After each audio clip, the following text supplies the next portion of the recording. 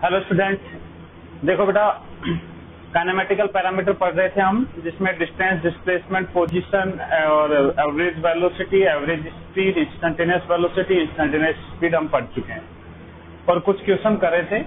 तो क्वेश्चन कुछ और करने हैं अपने को, कंटिन्यू करते हैं आगे। तो देखो, कुछ अलग टाइप के क्वेश्चन करते हैं जिसमें डिस्टेंस और डिस्प्लेसमेंट के बारे में चीजें पूछी गई हों। जैसे एक क्वेश्चन लेते हैं। क्वेश्चन में दे रखा है कि एक पार्टिकल की जो पोजीशन है, एक पार्टिकल एक स्ट्रेट लाइन पे मूव कर रहा है, ठीक है। तो पार्टिकल, जो प्रॉपर क्वेश्चन लिखा जाए तो particle is moving on x axis such that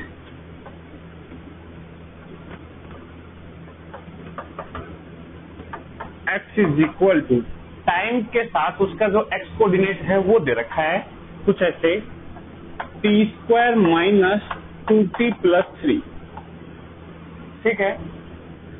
find distance travelled in your travel between distance traveled and displacement, दोनों चीजें पूछी। and displacement from t equal to 0 to t equal to 2 second. ध्यान से देखो, ऐसे क्वेश्चन पूछ लेता है कई बार। पोजीशन टाइम के रेस्पेक्ट में दे रखी है कि इस टाइम पे इसकी पोजीशन एक्स कोऑर्डिनेट दे रखा है और ये एक्स एक्सिस पे मूव कर रहा है, मतलब प्लस एक्स में जा सकता है, माइनस एक्स में आ सकता है, ऐसे मूव कर सकता है। तो t इक्वल टू 0 से t इक्वल टू 2 सेकेंड के बीच में कितनी डिस्टेंस ट्रेवल करेगा और डिस्प्लेसमेंट क्या होगा, ये सब पूछा है अपने को। तो देखो कैसे करते हैं ऐसे क्वेश्चन। इस क्वेश्चन को करने से पहले सबसे एक बेसिक बात हमें समझ में आनी चाहिए। यदि हम एक स्ट्रेट लाइन पर मूव कर रहे हैं और एक स्ट्रेट लाइन पर मूव करके हमें डिस्टेंस डिस्प्लेसमेंट निकालना है, तो देखो सबसे ज्यादा ऑब्जर्व करने वाली बात यह है, दो पॉइंट के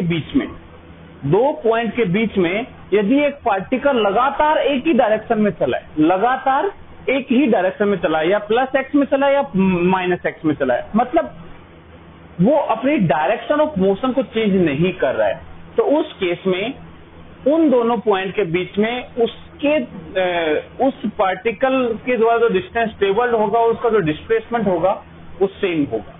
इस बात को समझ पा रहे होगे। जैसे मैं फिर से बताता हूँ, जैसे बेटा एक पार्टिकल इस लाइन पे मूव कर रहा है, मैंने कहा t इक्वल टू 0 पर यहां था,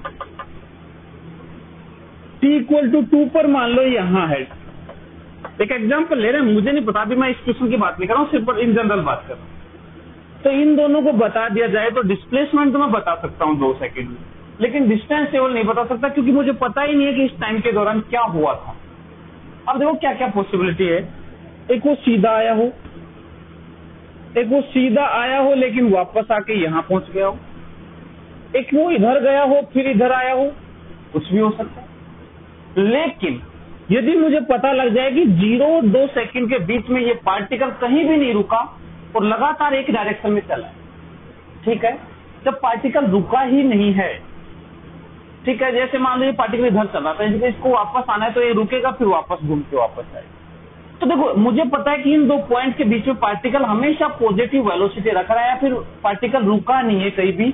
इसका मतलब ये है, यदि इन दोनों के बीच में पार्टिकल कहीं रुका ही नहीं, तो इसका मतलब वो सीधा यहां से यहां आया हो। इसका मतलब इसका जो डिस्टेंस है वही डिस्प्लेसमेंट होगा। लेकिन यदि कहीं रुका है और इसने अपनी डायरेक्शन चेंज कर ली है, तो उस केस में डिस्टेंस और डिस्प्लेसमेंट अलग अलग हो जाएंगे, ठीक है। तो जब भी मुझे डिस्टेंस ट्रेवल की बात करनी हो, तो उसके लिए मैं चेक करता हूं कि पार्टिकल उस टाइम दौरान में कहीं रुका तो नहीं है। यदि रुका है तो वहां चांसेस होते हैं कि पक्का है उसने अपनी डायरेक्शन चेंज कर ली होगी। तो अब देखो कैसे करते हैं इस क्वेश्चन। तो इस चीज का ध्यान रखना,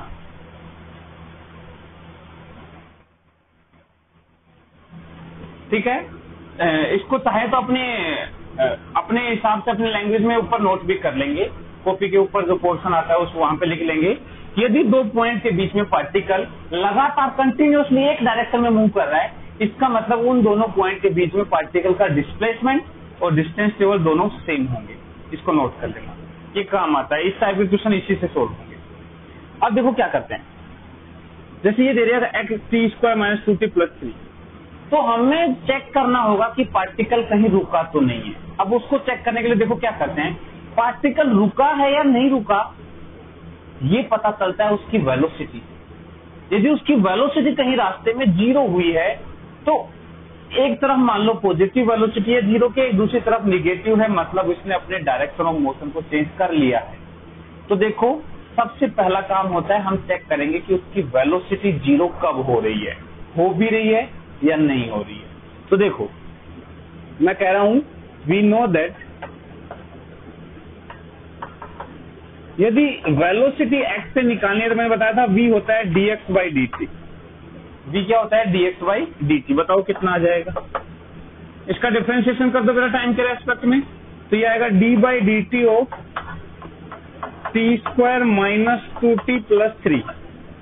तो v will be equal to, इसका डिफरेंशिएशन 2t माइनस 2 ये आ गया v।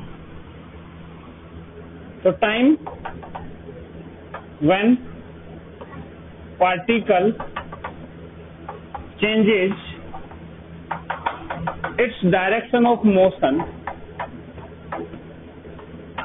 उसके लिए इसको जीरो वेलोसिटी लानी पड़ेगी। तो v को क्या कर दो जीरो, जो कि है 2t माइनस 2, इसको जीरो, तो t इक्वल टू क्या आ गया 1 सेकेंड। मतलब 1 सेकेंड पे पार्टिकल रुका है, तो इसका मतलब वो पॉजिटिव में चलता चलता नेगेटिव में जा सकता है या निगेटिव में चलता चलता पॉजिटिव में जा सकता है।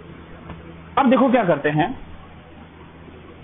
ये आ गया, मैं कहूंगा t इक्वल टू 1 सेकेंड पे रुका है। क्या ये जो टाइम आया है, क्या ये हम जिस रीजन में हम बात करने जा रहे हैं उस रीजन में है या उससे बाहर है? तो हम बात कर रहे हैं 0 से 2 सेकेंड की।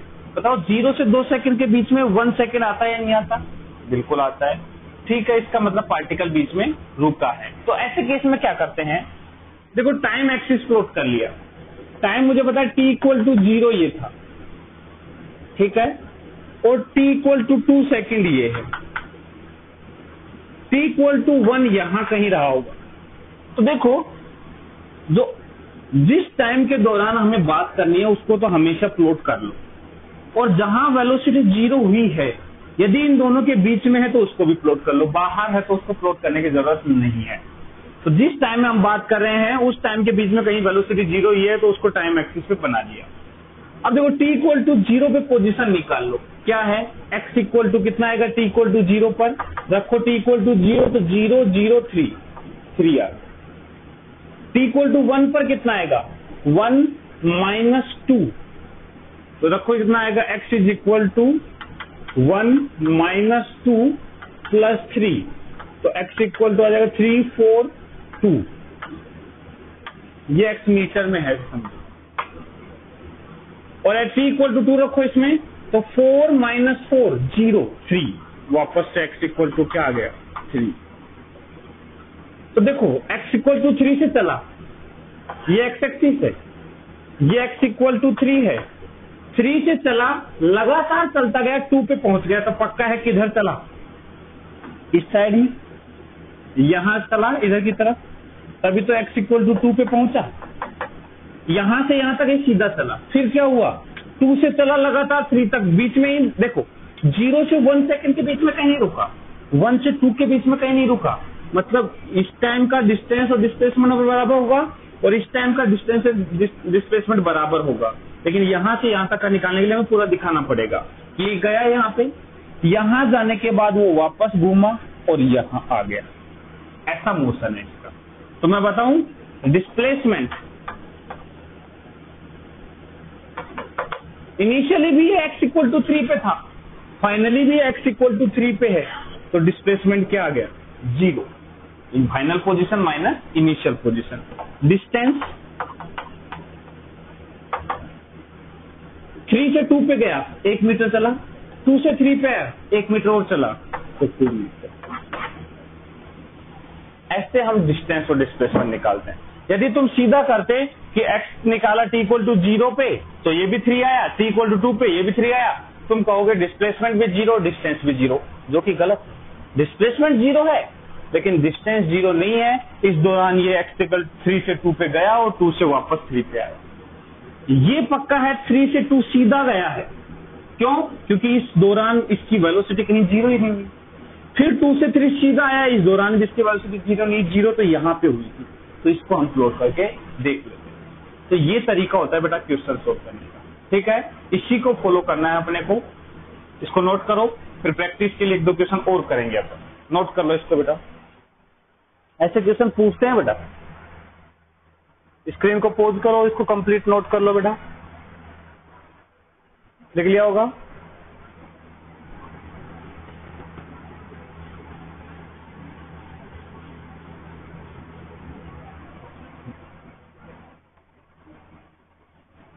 चलो एक सेम क्वेश्चन देता हूं ऐसा ही, तुम सोल्व करोगे उसे।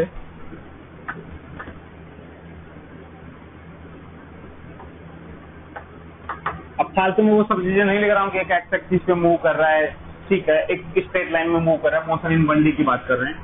तो एक्स इक्वल टू दे रखा है t² minus 3t plus 2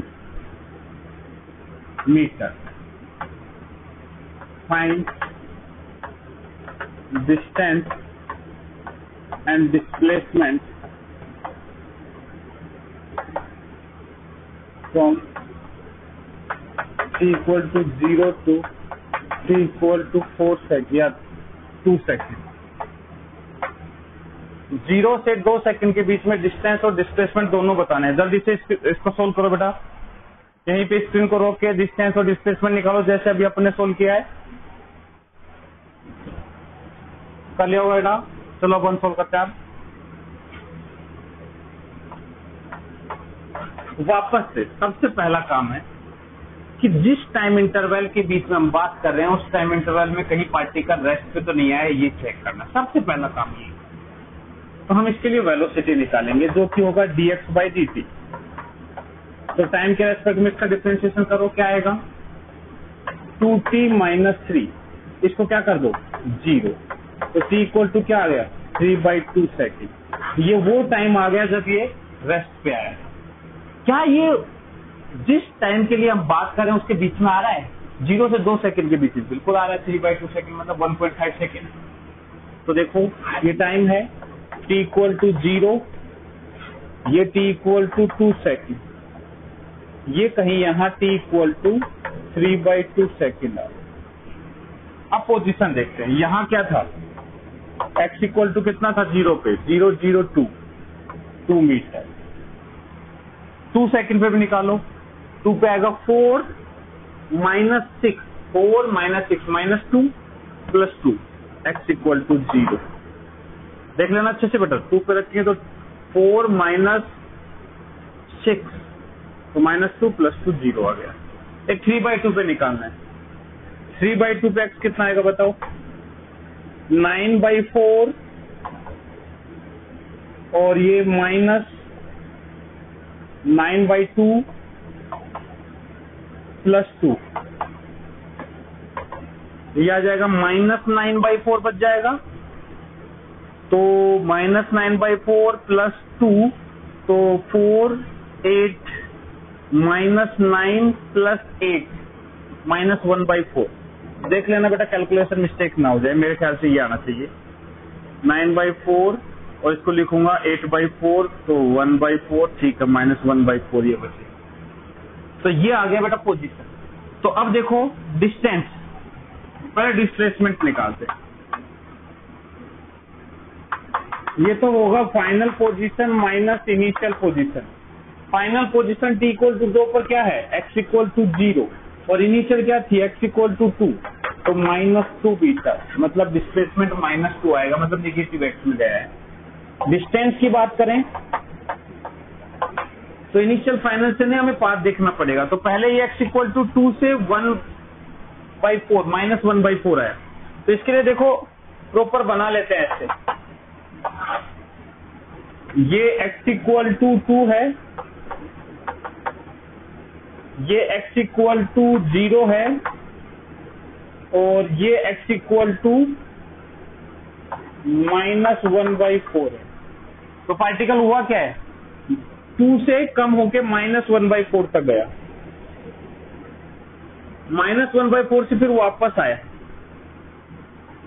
yes, तो डिस्टेंस कितना आ गया, ये डिस्टेंस, तो ये डिस्टेंस तो आ जाएगी 2 + 1/4। देखो 2 तो ये है और 1/4 ये है, तो ये आ जाएगा, ऐसे मत समझना मेरा पोजीशन है -1/4, तो ये जो लेंथ है ये कितनी आएगी, 0 से -1/4 के बीच की लेंथ 1/4 मीटर, तो ये आ जाएगा 9/4 मीटर। फिर ये आया कितना चला, ये 1/4 मीटर, तो डिस्टेंस कितना आएगा, this will be equal to 9/4 + 1/4, 10/4 means 5/2 metre, मतलब 2.5 मीटर चला है बेटा। बात समझ में आई।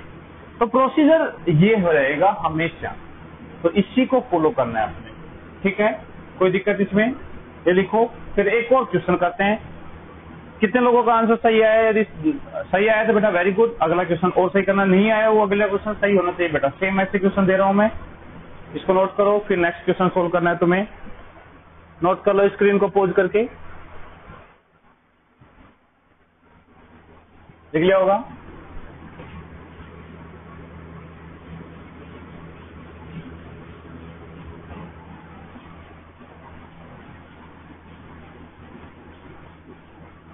चलो एक क्वेश्चन करते हैं, एक क्वेश्चन लेते हैं, चलो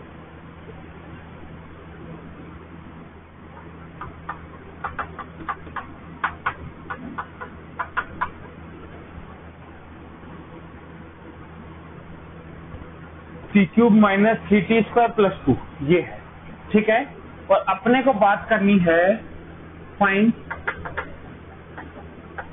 distance and displacement from t = 0 to t = 4 second.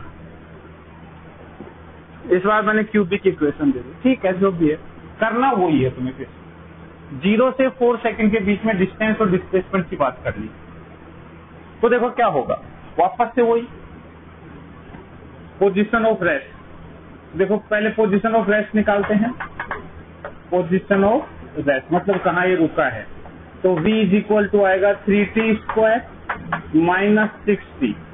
देखो डिफरेंशिएशन बेटा, 3t² - 6t, तो यहाँ v = ये आ गया, इसको 0 कर दो, इसको 0 कर दिया, तो आ जाएगा 3t² = 6t। तो देखो t से t कैंसिल होने का मतलब होता है कि t = 0 भी इसका एक सॉल्यूशन है, तो t = 0 भी आएगा और साथ साथ t = 2 सेकंड भी आएगा, दोनों आएंगे। लेकिन देखो किस्मत तुम्हारी अच्छी है कि 0 से तो हम शुरू ही कर रहे हैं। यदि हम शुरू ये 0 और 2 सेकंड के बजाय 1 और 2 सेकंड आते, देख लो बेटा 1 और 2 सेकंड आते, यदि आ सकते हैं क्या, देखता हूं मैं कैसे आ सकते हैं। t³ - 3t² + 2t ले लें तो 2 आएगा, ये बच जाएगा 3, तब भी नहीं आएगा। ठीक है, तुम्हारी किस्मत है, अच्छा है, बढ़िया, ये आ गया। अदरवाइज देखो यदि 1 सेकंड और 2 सेकंड दोनों होते तो उस केस में हमें अच्छा रिजल्ट और भी अच्छे देखने को मिल सकता था, पर ठीक है।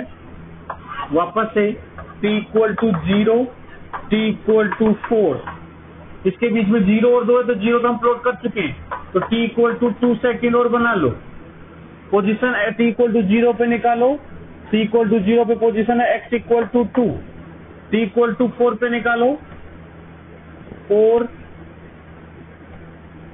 तो 64, ये आएगा 64 - 48 + 2, तो ये आएगा 48, तो 50, 14, 16, 18, x = 18, और 2 सेकंड रखोगे तो 2, 8 और 4 - 12 + 2, तो 10 - 2, तो डिस्प्लेसमेंट 18 माइनस 2 16 मीटर। डिस्टेंस 2 से, ये क्या है बेटा देखना, इक्वल टू 2 सेकेंड। कुछ कैलकुलेशन मिस्टेक, -2 है, -2, जहां से देखो -2 आएगा। तो देखो 2 से -2 गया 4 मीटर, -2 से 18 आया 20 मीटर, 24 मीटर। ये समझ पा रहे हो बेटा?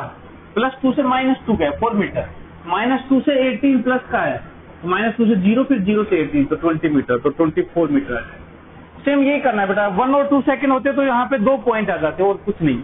एक सेकंड आ जाता, 2 सेकंड आ जाता, फिर दोनों के लिए सोल्व करना पड़ता। तो ये 0 आ गया, कोई नहीं, एक एग्जांपल ऐसा हो गया, ठीक है, ऐसा है बेटा। तो देखो ये है डिस्टेंस और डिस्प्लेसमेंट कैलकुलेट करने के लिए, और ऐसे क्वेश्चन हमें सोल्व करने आने चाहिए। कोई दिक्कत? इसको लिखो और उसके बाद हम बात करते हैं एक्सेलरेशन की। बेटा ऐसे क्वेश्चन कर सकते हो तुम, ठीक है, लिख लिया होगा।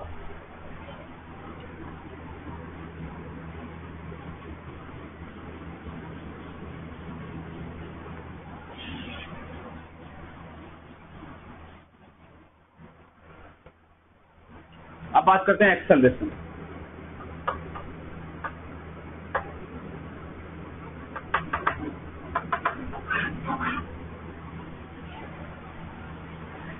तो देखो पहले बात करेंगे हम average acceleration.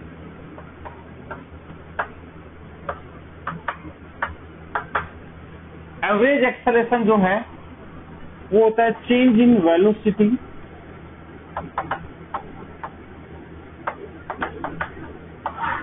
Upon time taken.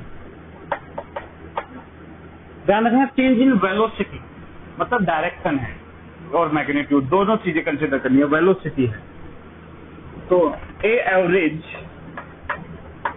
Is equal to आएगा वेक्टर फॉर्म में velocity final minus velocity initial upon t final minus t initial. Final velocity vector minus initial velocity vector, vector subtraction है, upon t final minus t initial मतलब delta T. ये average expression आ गया।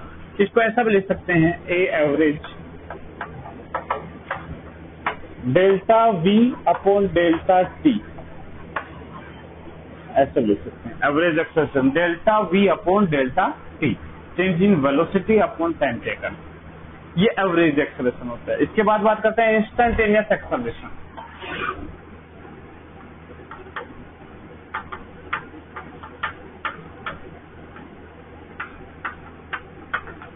Instantaneous acceleration, तो बेटा देखो instantaneous acceleration तो ये जो एवरेज जो डेल्टा टी टाइम इंटरवल है, जैसे मैंने बताया था एवरेज वेलोसिटी और इंस्टेंटेनियस वेलोसिटी, तो हमने क्या किया था, एवरेज वेलोसिटी होती थी डिस्प्लेसमेंट अपॉन टाइम, और टाइम जो है यदि उसको इनफाइनाइटली स्मॉल कर दे, बहुत छोटे टाइम पीरियड के लिए कर दें, तो वो इंस्टेंटेनियस बन जाती है। सेम यहाँ भी है, डेल्टा टी टेंडिंग टू 0 कर दो, मतलब लिमिट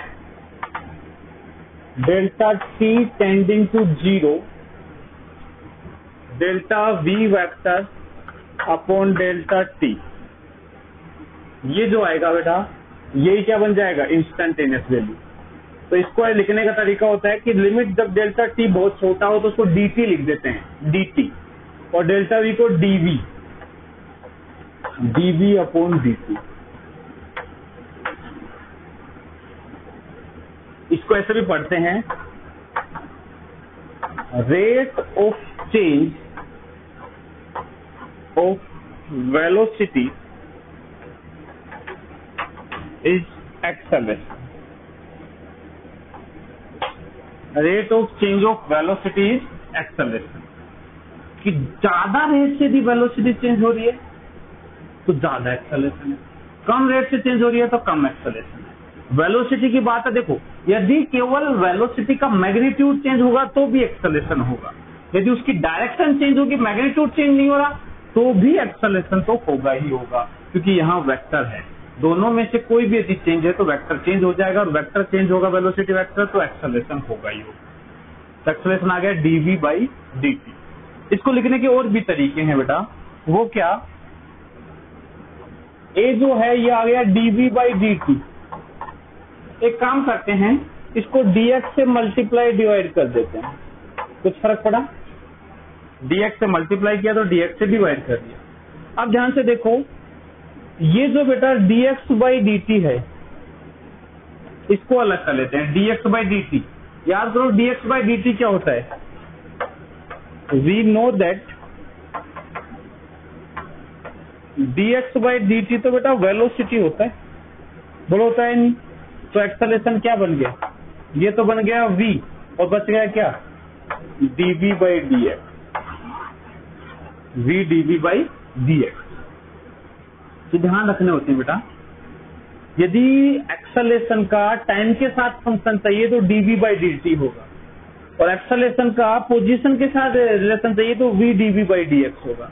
यहाँ v की स्पीड होगी तो v dv upon dx acceleration होगा। कोई दिक्कत, तो दोनों फॉर्मेट में हमें याद होना चाहिए एक्सेलरेशन, ठीक है। तो rate of change of velocity होता है एक्सेलरेशन, इसको नोट करो, फिर आगे कंटिन्यू करते हैं बेटा। नोट कर लो, इसको स्क्रीन को पॉज करो, इसको कंप्लीट नोट करो, दिख लिया होगा।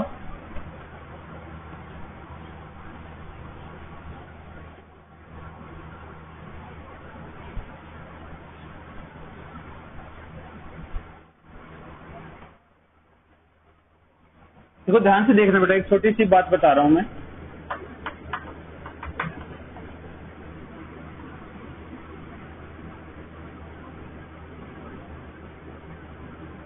दो चीजें हैं, एक है dv वेक्टर अपॉन dt, एक है d magnitude of v vector upon dt, और एक चीज है dv वेक्टर अपॉन dt का मैग्नीट्यूड। ये तीन चीजें हैं, डिफरेंस तीनों में है कुछ ना कुछ। यहाँ ये वेलोसिटी वेक्टर का रेट ऑफ चेंज है, ये होता है acceleration, rate of change of velocity, इसको बोलते हैं एक्सेलरेशन। क्या बोलते हैं, एक्सेलरेशन। ये क्या है, ये रेट ऑफ चेंज है, डी बाई डी टी मतलब रेट ऑफ चेंज है किसका, मैग्नीट्यूड ऑफ वी वेक्टर। और वेलोसिटी वेक्टर का मैग्नीट्यूड क्या बताता है, स्पीड, इंस्टेंटेनियस स्पीड। तो ये rate of change of speed है बेटा, rate of change of speed, ये एक्सेलरेशन नहीं है, it is not an acceleration. ध्यान रखना, ये एक्सेलरेशन नहीं है, acceleration D V vector by D T होता है। ये क्या है, ये है magnitude of rate of change of velocity. Rate of change of velocity उसका मैग्नीट्यूड है, ये मतलब एक्सेलरेशन का मैग्नीट्यूड है, मतलब ये है मैग्नीट्यूड ऑफ एक्सेलरेशन, ठीक है। मतलब DV by D T acceleration होता है, उसका मैग्नीट्यूड है ये। लेकिन डी वी वेक्टर का मैग्नीट्यूड मतलब speed, rate of change of speed, ये बेटा एक्सेलरेशन नहीं है, इसको हम टोटल एक्सेलरेशन नहीं बोल सकते। आगे जाके पता चलेगा जब हम आगे टर्म्स पढ़ेंगे कुछ कि ये कौन सा एक्सेलरेशन होता है, क्या होता है, उसके बारे में बातें बाद में करेंगे हम। अभी के लिए ध्यान रखो, ये टोटल एक्सेलरेशन नहीं होता है, ठीक है। इन तीनों में हमें डिफरेंस पता होना चाहिए, ये पहला पॉइंट है। दूसरा पॉइंट देखो, हमने अभी तक जो रिलेशन पढ़ लिया उन सबको रिलेशन को लिख लेते हैं। क्या relation between v and t, velocity जो होता है वो होता है dx by D T, velocity होती है dx by D T, acceleration होता है dv बाई डी टी,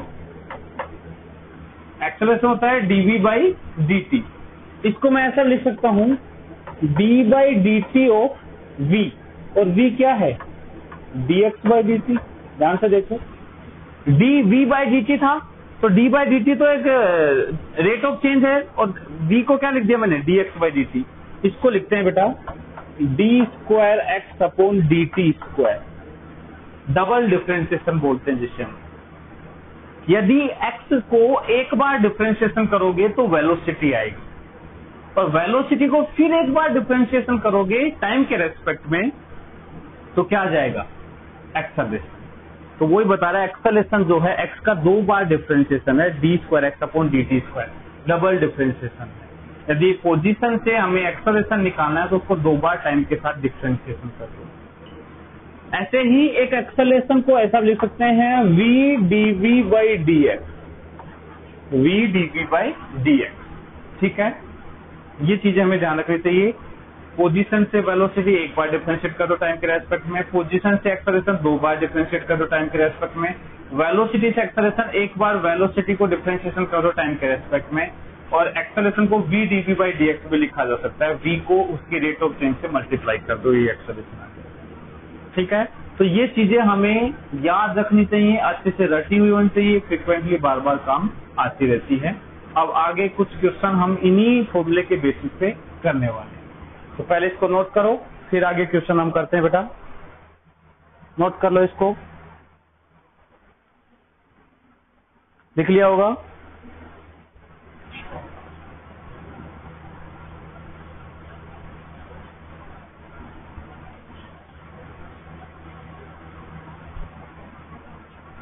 अब देखो बेटा क्वेश्चन करते हैं।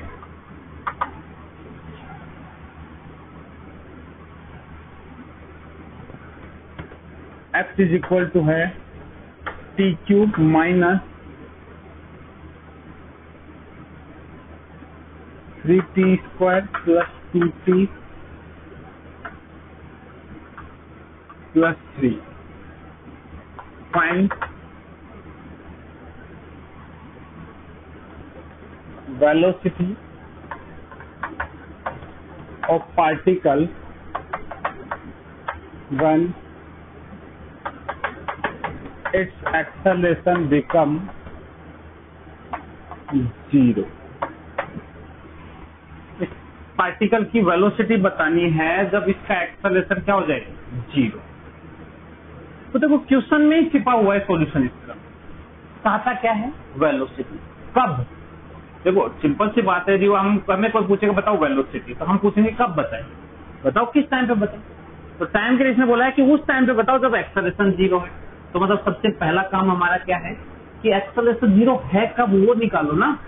अब एक्सेलरेशन 0 कब है उससे पहले हमें ये तो पता होना चाहिए एक्सेलरेशन है क्या। तो देखो पोजीशन से एक्सेलरेशन कैसे निकालते हैं, हम कहेंगे x जो है वो है T cube minus 3t square plus 2t plus 3। इससे सबसे पहले हम वेलोसिटी निकालेंगे एक बार डिफरेंशिएट करके, dx बाई dt। तो वेलोसिटी हमारे पास आ जाएगी इसका डिफरेंशिएशन, तो क्या आ जाएगा 3t स्क्वायर। देखो डिफरेंशिएशन इंटीग्रेशन मैंने पढ़ाए थे बेटा, उनकी प्रैक्टिस कर लेना क्योंकि अब वो काम आने लग वाले हैं इस चैप्टर में। ठीक है, अभी अगले लेक्चर में इंटीग्रेशन और डिफरेंशिएशन दोनों अच्छे से काम आने वाले हैं। आज मैं बता रहा हूँ जो अच्छे क्वेश्चन है डिफरेंशिएशन इंटीग्रेशन यूज के, वो मैं नेक्स्ट लेक्चर में करवाऊंगा। और पहले से बता रहा हूँ सारे फॉर्मूले रिवाइज कर लेना डिफरेंशिएशन और इंटीग्रेशन दोनों के। ठीक है, तो v इज इक्वल टू आ गया 3t square minus 6t plus 2, ये इसकी वेलोसिटी आ गई। हमें तो एक्सेलरेशन निकालना है, तो एक्सेलरेशन जो है वो हो जाएगा dv बाई dt। तो बताओ कितना आएगा इसका डिफरेंशिएशन, फिर से तो आ जाएगा 6t माइनस 6। तो देखो a इज इक्वल टू 0, इसमें बोला है कि जब एक्सेलरेशन 0 हो जाए, a क्या है 6t minus 6 is equal to 0। तो यहाँ से आ गया t is equal to 1 second. मतलब जब इसने पूछा था कि एक्सेलरेशन 0 है उस टाइम वेलोसिटी बताओ, तो इस हमारा एक जवाब आ गया कि एक्सेलरेशन 0 तो 1 सेकेंड पर है, तो उस 1 सेकेंड पर इसकी वेलोसिटी बताओ। So, velocity at t equal to 1 second, हम कहेंगे v इज इक्वल टू आएगा 3t square minus 6t plus 2, 3 into 1 square minus 6 into 1 plus 2, ये आएगा 3 और ये 2, 5 माइनस 6 माइनस 1 मीटर पर। ठीक है बेटा, बोलो बात समझ में या नहीं। तो इस टाइप से हम क्वेश्चन कर सकते हैं। चलो एक छोटा सा क्वेश्चन और कर लेते हैं, फिर खत्म करेंगे इस लेक्चर को। पहले इसको नोट करो जल्दी से, एक क्वेश्चन और करते हैं फिर फिनिश करेंगे। कर लिया नोट?